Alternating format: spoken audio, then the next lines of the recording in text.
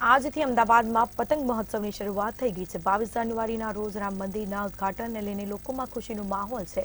ત્યારે અમદાવાદના cut festival અયોધ્યાની ઝાંખી જોવા મળી છે। સુરતના વ્યક્તિએ રામ અને અયોધ્યા મંદિરના ફોટા સાથેનો વિશાળ પતંગ બનાવ્યો હતો।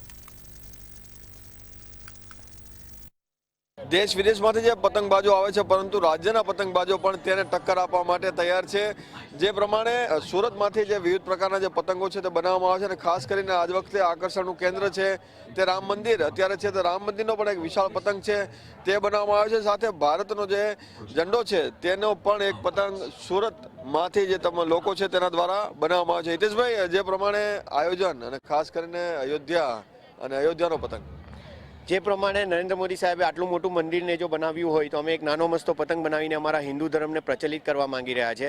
હિન્દુત્વનો ફેલાવો કરવા અને સનાતન ધર્મને પ્રચલિત કરવા માટે અમે આ પતંગનો તૈયારી કરી હતી અને આ પતંગને તૈયાર કરવામાં અમને 4 દિવસનો સમય લાગ્યો છે, જેમાં પેઇન્ટરથી લઈને સ્ટીચરથી લઈને કાઇટિસ્ટોનો ઉપયોગ થઈને આ પતંગ તૈયાર કર્યો છે। અચ્છા, પતંગની જે કેટલી લંબાઈ પહોળાઈ અને સાથે આ કેટલા સમય સુધી ટકી શકે એવો છે?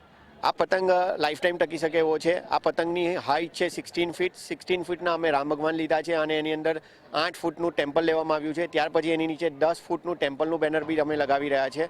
આ પતંગ ફ્લાય કરવાનો ઇન્ટેન્સ અમારો ફક્ત એટલો જ છે કે મંદિર હमें बनाना है, भगवा रंग चढ़ाना है, मंदिर हमें बनाना है, भगवा रंग चढ़ाना है, जय श्री राम का नारा लगा के हिंदुत्व को फैलाना है।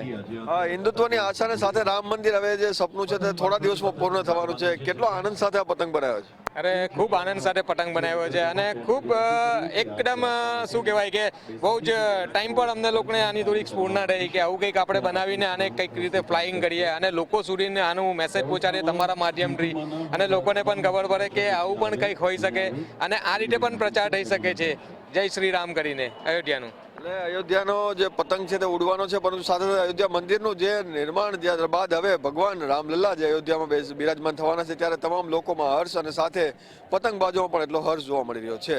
કેમેરામેન બિપિન અમીન સાથે મેહુલ દુધરેજિયા, મંતવ્ય ન્યૂઝ, અમદાવાદ।